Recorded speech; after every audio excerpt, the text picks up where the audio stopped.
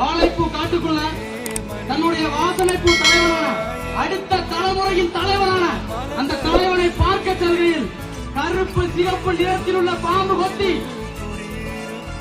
41 உயிர்கள் இந்த மண்ணையும் மக்களையும் தமிழக வெற்றி கழகத்தின் உறவுகளையும் தோழர்களையும் தொண்டர்களையும் தலைவர்களையும் விட்டு பிரிந்த அந்த கணவன் இன்று நான் பேசிக் கொண்டிருக்கும் இந்த கணம் வரை மறந்தும் கூட இருந்து கடந்து போக முடியவில்லை. மேலும் சொல்ல போனால் தமிழக வெற்றி கழகத்தை எந்த ஒரு நிகழ்ச்சிகள் நடத்தப்பட்டாலும் மாணவர்கள் அவர்களை முன்னிறுத்திதான் நிகழ்ச்சிகள் தொடங்கப்படுகிறது.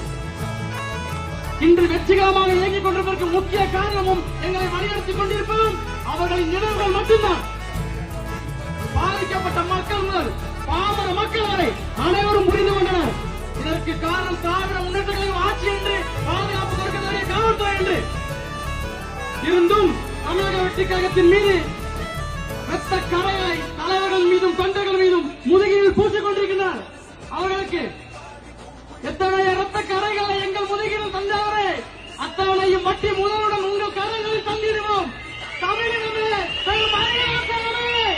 அங்கீகமே எத்தனைக்கும் வெற்றி நீங்களும் மண்ணில் ஓடிவரும் மருந்துரை வேலைகளும் வீடு கொண்டே பாய்ந்து போடும் வெள்ளமுறை அலைகளும் ஓய்ந்து போகுமோ போராடா.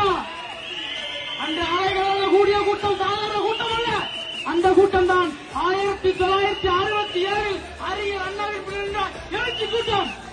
அந்த கூட்டம் தான் 1977 எம்ஜிஆர் அவர்களின் புரட்சி கூட்டம். இன்று 2026 அந்த எழுச்சியும் புரட்சியும் இணைந்து வெற்றி கூட்டமாக இன்று